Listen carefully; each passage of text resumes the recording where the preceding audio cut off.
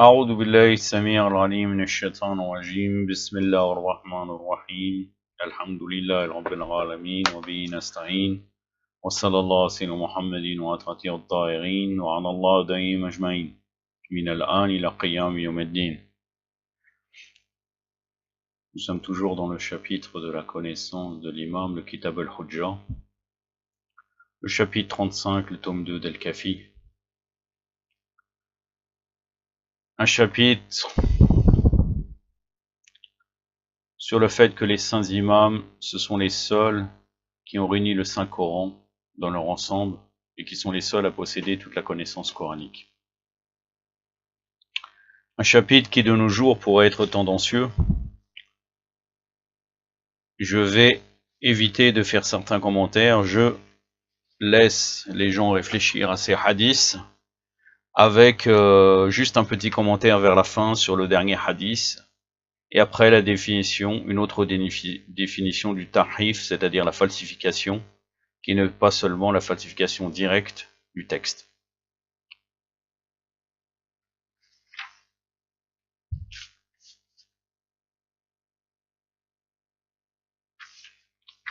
Le hadith numéro 1, donc là il y a 6 hadiths, je vais tous les lire car ils se complètent l'un envers l'autre. Le hadith numéro 1, Mohammed ibn Yahya a rapporté cet hadith d'Ahmed ibn Muhammad, et lui d'Ibn Barboub, et lui de Amr ibn Abdel Mardam, et lui de Jaber, qui avait dit: une fois j'entendis Abu Abdallah, c'est-à-dire l'imam Sadiq alayhi salam, déclarer: personne parmi les gens, c'est-à-dire les communs des mortels, ne peut prétendre qu'elle a rassemblé et réuni l'ensemble du Saint-Coran, sauf si cet individu est un menteur. Et personne excepté Ali ibn Abi Talib alayhi salam et les imams alayhi salam après lui n'ont rassemblé et mémorisé le Saint-Coran exactement comme ce qu'Allah le sublime avait fait descendre. Donc les seuls qui ont réuni le Saint-Coran, les seuls c'est l'imam Ali alayhi salam,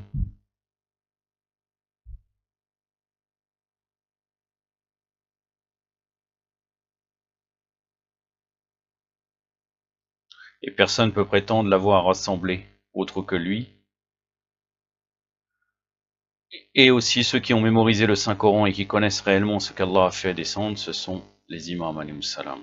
Le hadith numéro 2, Mohammed ibn al-Hussein a rapporté cet hadith de Mohammed ibn al-Hassan, et lui de Mohammed ibn Sinan, et lui de Hammar ibn Marwan, et lui de Muntakhal, et lui de Jaber, qui avait dit: Abu Jafar, c'est-à-dire l'imam Baqir alayhi salam, avait déclaré: excepté pour les successeurs, personne ne peut prétendre qu'elle possède tout le Saint-Coran dans sa totalité, avec tous ses sens ésotériques et exotériques.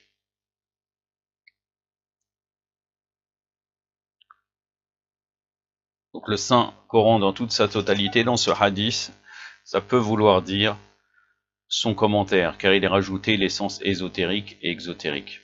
Le troisième hadith, Ali ibn Muhammad et Muhammad ibn al-Hassan ont apporté cet hadith de Sal ibn Ziyad, et lui de Qasim ibn Rabi', et lui d'Ubaydullah ibn Abdullah ibn Abi Hashem et Sayhafi, et lui de Amr ibn Mus'ab, et lui de Salama ibn Mawrez, qui avait dit: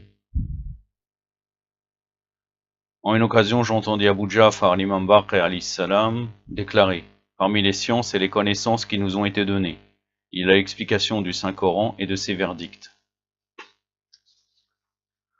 et la connaissance de ce qui est porté au changement avec le passage du temps et qui prendra existence avec le temps. Lorsqu'Allah veut le bien d'un peuple, il les rend audients et soumis, et s'il fait en sorte que des individus entendent ce qu'ils ne désirent aucunement entendre, ces gens se détourneront et tourneront le dos comme s'ils n'avaient rien entendu.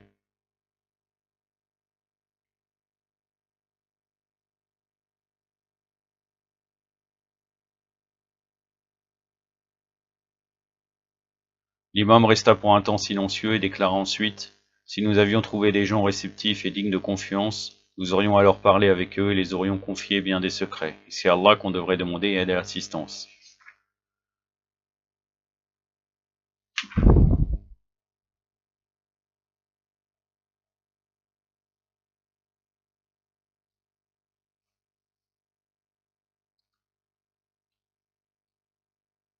Donc ceux que Allah Azza wa Jal aime, c'est ceux qui entendent ce qu'ils désirent. Et ceux qui sont audients et soumis envers les connaissances qui est données par les imams, alayhi salam.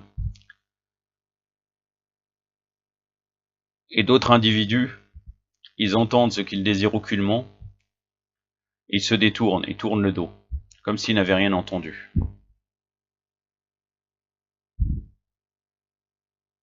Et si les imams, alayhi salam, auraient trouvé des gens dignes de confiance, ils auraient dévoilé énormément de secrets. Et on doit demander à Allah Azza wa Jal aide et assistance. Le hadith numéro 4, Mohammed ibn Yahya a rapporté ce hadith de Mohammed ibn al-Hussein, et lui de Mohammed ibn Isa, et lui d'Abu Abdullah al-Mu'min, et lui d'Abdel Ala al-Mula al-Issam, qui avait dit: j'ai entendu une fois Abu Abdullah, c'est-à-dire l'imam Sadiq alayhi salam, déclarer: je jure devant Allah que je connais le livre d'Allah dès son commencement jusqu'à sa fin, comme s'il était dans la paume de ma main. Dans ces pages, il y a tout ce qu'on pourrait savoir au sujet du ciel et tout ce qu'on pourrait savoir sur la terre, et tout ce qui concerne tout ce qui est déjà arrivé et tout ce qui devra arriver dans l'avenir. Allah Azza wa Jal a annoncé dans ce livre, il y a l'exposé et l'éclaircissement au sujet de toutes choses. Il est dit dans le verset de Sourate An-Nahl, donc la sourate des abeilles, le verset 89, et nous avons fait descendre sur toi le livre comme un exposé explicite de toutes choses.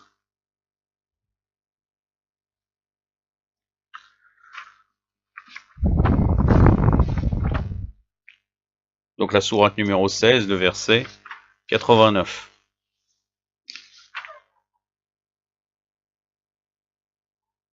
C'est au milieu du verset que commence la phrase: et nous avons fait descendre sur toi le livre comme un exposé explicite pour toutes choses.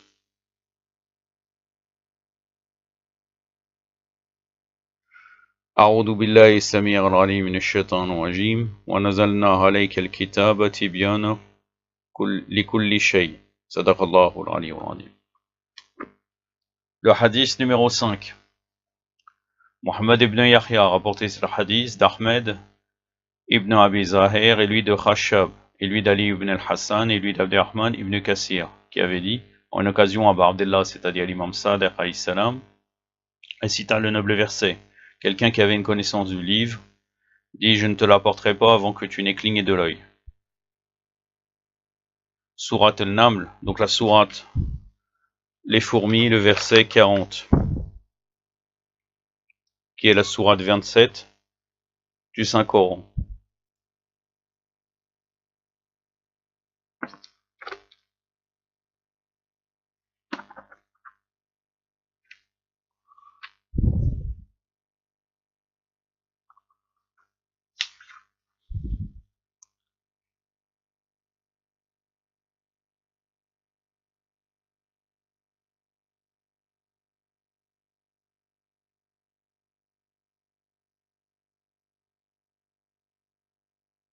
أعوذ بالله السميع العليم من الشيطان الرجيم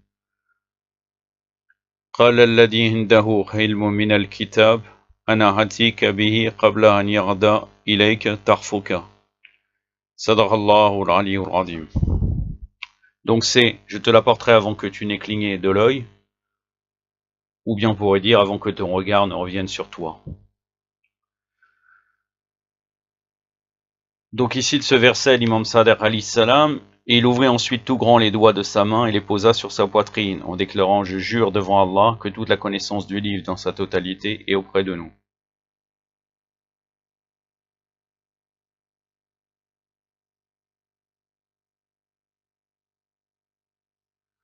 Et on va voir après, à travers le prochain hadith, comme quoi, à travers le verset qui va être cité dans le prochain riwaya, comme quoi c'est prouvé qu'ils ont la connaissance totale du livre, les imams alayhi salam. Puisque là, je ne te l'apporterai avant que tu n'aies cligné de l'œil, ça fait référence au wasi du prophète Soleiman, alayhi wa afdallah salat ala Muhammad wa ali Muhammad, qui s'appelle, je ne l'ai plus en tête là présentement,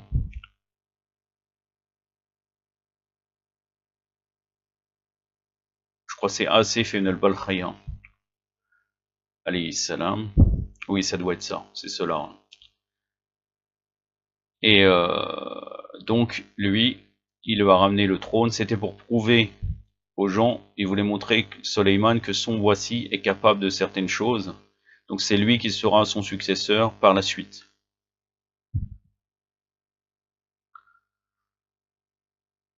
Le hadith numéro 6. Ali ibn Ibrahim a rapporté cet hadith de son père et lui de Mohammed ibn Yahya, l'a rapporté de Mohammed ibn al-Hassan et lui de celui qu'il a mentionné, et tous deux d'Ibn Abi Omer et de Ibn Uzayna et lui de Burayd ibn Muawiyah, alayhum, qui avait dit: une fois je déclarais à Abu Ja'far,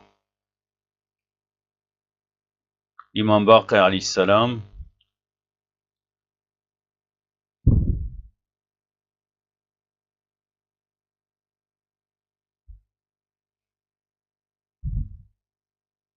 une fois je déclarais à Abu Ja'far, l'imam Baqir alayhi salam, à qui se réfère-t-il à Allah lorsqu'il annonce: dire Allah suffit comme témoin entre vous et moi et ceux qui ont la connaissance du livre. Surat al-Ra'd, le verset 43. Donc la sourate du tonnerre, le verset 43.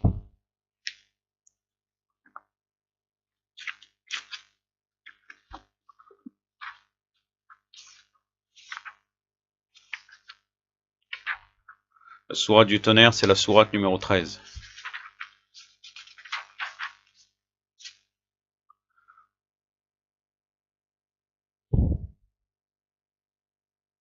أعوذ بالله السميع العليم من الشيطان الرجيم قل كفى بالله الشهيد بيني وبينكم وما عنده علم الكتاب صدق الله العلي العظيم. Donc c'est au milieu du verset. Dit: Allah suffit pour témoin entre vous et moi et celui qui possède la science du livre. C'est le dernier verset de la sourate Al-Ra'd, la sourate du tonnerre. L'imam il dit, il fait allusion à nous, et Ali est le tout premier d'entre nous et le meilleur parmi nous, juste après le vénérable prophète sallallahu alayhi wa sallam. Bon, bien sûr, vous le savez très bien, certains commentateurs Mufassirin, exégètes du Saint-Coran, ont déclaré que ce se référait aux savants juifs et aux savants chrétiens, qui avaient vu les signes et la venue du prophète de l'islam dans leur livre céleste et qui savaient que le messager d'Allah devait se manifester, inévitablement. Mais il faut dire aussi que ces savants juifs et chrétiens, bien qu'ils eussent la science et la compréhension de la mission prophétique du prophète Mohammed sallallahu alayhi wa sallam, ils n'attestèrent jamais sa mission et se mirent par contre à l'opposer, à lui faire des obstacles. C'est-à-dire qu'ils ont reconnu qu'effectivement ils étaient au courant de la mission prophétique du prophète, mais ils n'ont jamais attesté, contrairement au verset coranique qui dit l'inverse, puisqu'il dit témoin entre vous et moi.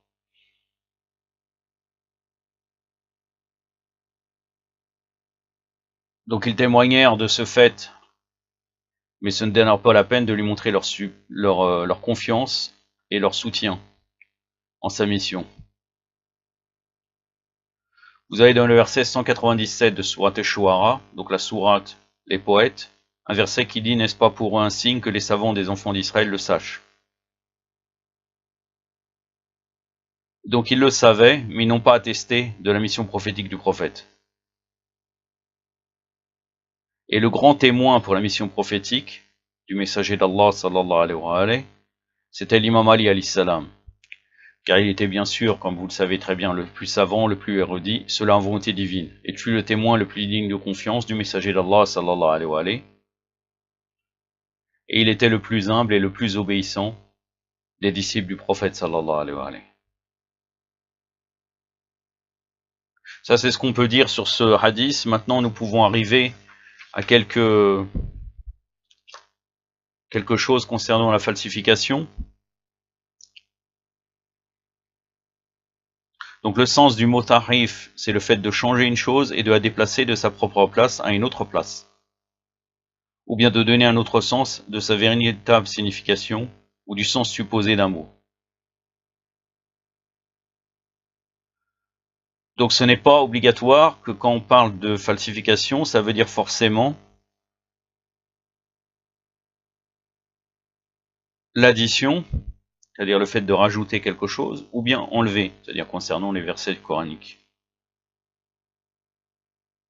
en particulier.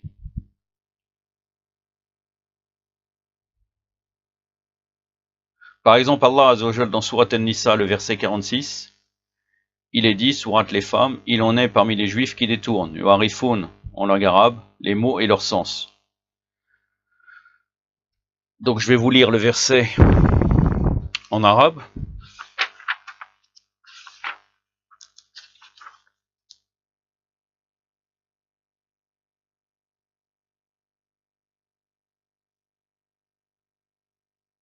أعوذ بالله السميع العليم من الشيطان الرجيم من الذين عادوا يعرفون كلمة عن مواعيده.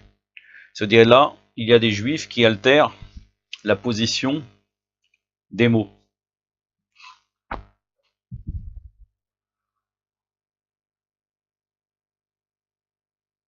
Et donc il y a eu une falsification dans ce sens-là, pas seulement pour le Coran, mais aussi pour les hadiths du prophète sallallahu alayhi wa sallam. Car les dirigeants voulaient profiter de l'islam pour leur intérêt et leur avantage. Et les imams alayhi salam sont toujours cherchés à s'opposer à ce type de falsification. Pour donner un exemple, on peut dire que l'imam Baqir alayhi salam, un jour il se plaint une fois de la situation des musulmans et du gouvernement corrompu qu'il a dirigé, en disant « L'une des manifestations de leur rejet du livre d'Allah est le fait qu'ils ont fixé ces mots, ils ont altéré les limites de ces commandements. Arafu Hudouda, en arabe, ils le rapportent sans pour autant observer ce que ce livre annonce. Pour cela même, les ignorants se réjouissent de leur prétendu effort pour préserver apparemment sa narration, tandis que les hommes de connaissance déplorent amèrement l'ignorance de ces gens à vouloir observer ce qu'annonce ce livre. » Ça, c'est dans Al-Kafi, donc le Kafi qui n'est pas en langue française, le volume 8, et aussi Al-Wafi. Al-Wafi, c'est de Mola Morsein Faid al-Kashani. Pardon, on est allé. Le volume 5, c'est son tafsir coranique. Un de ses tafsirs, il en a 3. Il me semble, Al-Wafi, ça doit être ça. Par réflexion, je ne suis pas sûr. Parce qu'il a tafsir au Safi, et il a d'autres tafsirs. Il me semble que Al-Wafi, c'est ça. C'est Mola Morsein Faid al-Kashani. Il faudrait vérifier.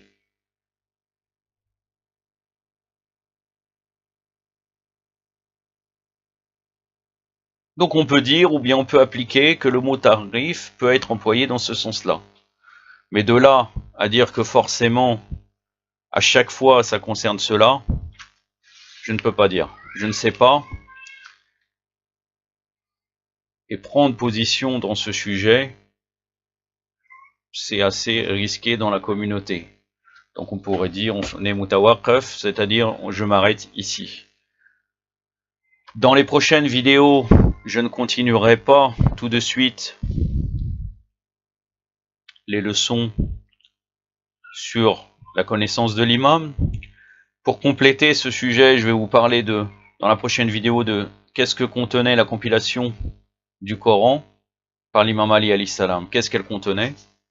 Donc je vais essayer de vous expliquer cela. Et après, je vais répondre sur un sujet qui est tendancieux aussi, une petite mise en point sur l'esclavage en islam. Nous arrivons au récit du Mémorial des Justes, le tome 1, le récit numéro 38 qui s'appelle Aqil Oddali. C'est une histoire assez connue. C'est la page 82. À l'époque du califat de l'imam Ali alayhi salam, son frère Aqil entra chez lui à Koufa à titre d'hôte. Ali fit signe à son fils aîné Hassan alayhi salam de faire don d'un vêtement à son oncle. L'imam Hassan offrit donc à son oncle Aqil une chemise et un manteau qui lui appartenaient. La nuit tomba, il faisait chaud. Ali et Aqil étaient en train de converser, assis sur la terrasse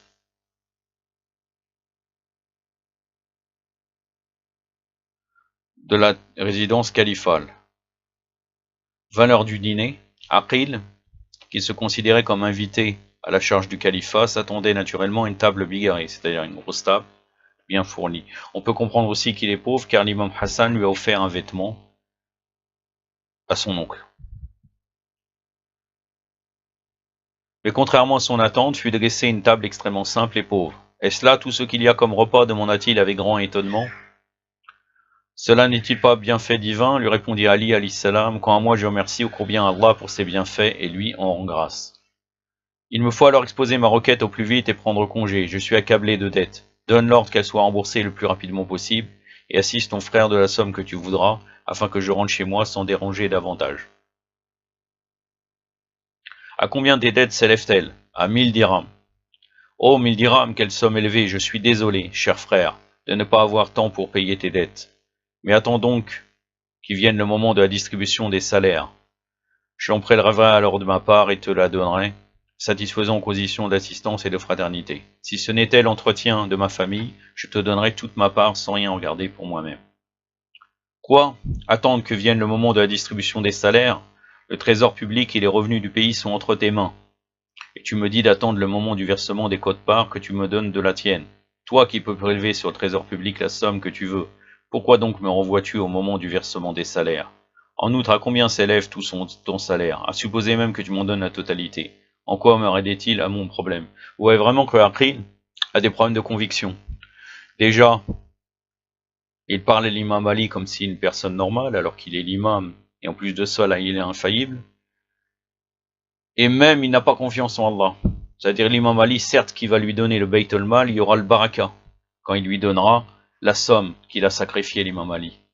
Mais malgré ça, il se rebelle. Et là, l'imam Ali alayhi salam lui répond, je suis surpris de ta proposition. Que les caisses de l'État contiennent ou non de l'argent, quoi cela nous regarde-t-il, toi et moi? Nous sommes l'un et l'autre des individus pareils aux autres individus musulmans. Il est vrai que tu es mon frère et qu'il me faut, dans la mesure du possible, te secourir, et t'assister de mon bien, mais de mon propre bien, et non du trésor public des musulmans. La controverse se poursuivait, et Aqil s'obstinait et insistait en employant différents langages. Disant, donne l'autorisation qu'on me donne du trésor public une somme suffisante, afin que je m'en aille vaquer à mes affaires. L'endroit où il était assis donnait sur le bazar de Koufa. De là on pouvait voir les coffres contenant l'argent des commerçants et des marchands. Alors Aqil insistait et s'obstinait. Ali lui dit, si tu la mets en application, tu pourras t'acquitter de ta totalité de tes dettes et posséder une somme plus importante encore. Que dois-je faire? Là en bas se trouvent des coffres. Dès que l'endroit sera désert et qu'il n'y aura plus personne dans un bazar, descends par ici, brise ces coffres et serre-toi autant que le cœur t'en dit. À qui sont ces coffres? Ils appartiennent à ces marchands qui versent dedans leur argent liquide. C'est surprenant. Tu me suggères de briser les coffres des pauvres gens et de m'en aller en prenant les biens qu'ils ont acquis au prix de 1000 peines, et verser dans ces coffres partant en se remettant à Dieu. Alors comment peux-tu me suggérer d'ouvrir pour toi le coffre du trésor public? L'imam Ali alayhi salam répond. À qui appartient donc son contenu? Il appartient lui aussi à des gens qui se sont assoupis chez eux, paisibles et insouciants. Mais j'ai une autre proposition à te faire, accepte-la si tu désires. Quelle proposition encore? Si tu es disposé, prends ton épée, moi je prendrai la mienne. Aux environs de Koufa se trouve Hira, une ville ancienne, où vivent de grands commerçants et des hommes richissimes. Allons-y de nuit tous deux, attaquons-en l'un d'entre eux et à l'improviste, et rapportons la grosse fortune ainsi ravie. Cher frère, je ne suis pas venu pour voler, pour que tu me tiennes ce langage. Voilà ce que je dis. Permets que l'on me donne de l'argent du trésor public et de la caisse de l'État, qui sont sous ton pouvoir afin que je paie mes dettes. Donc il insiste toujours. Il veut prendre de l'argent du musulman dans le trésor public. Et là l'imam lui répond, justement, il est préférable que nous volions le bien d'une personne plutôt que de centaines de milliers de musulmans. Car bien sûr, l'argent est mélangé dans le trésor public. On peut savoir cette part, elle appartient à qui? Comment se fait-il que dérober à l'épée le bien d'une personne est du vol, mais que dérober celui de tout le monde ne l'est pas? Tu t'es figuré que le vol se réduit à attaquer quelqu'un de lui arracher son bien de force? Or le plus abject des vols, c'est précisément celui qui est en train de me proposer. Voilà. Je ne peux pas juger Aqil, je ne connais pas bien sa biographie. Il y a des gens qui le disent qu'il n'était pas si mauvais que ça. En tout cas, il est évident qu'il avait un problème de conviction vis-à-vis, il ne voyait pas l'imam comme infaillible. Et même un problème de confiance en Allah, Azza wa Jal. C'est tout ce que je peux dire sur ce sujet. نكتفي بهذا القدر وصلى الله على سيدنا محمد وعلى آله الطاهرين والسلام عليكم ورحمة الله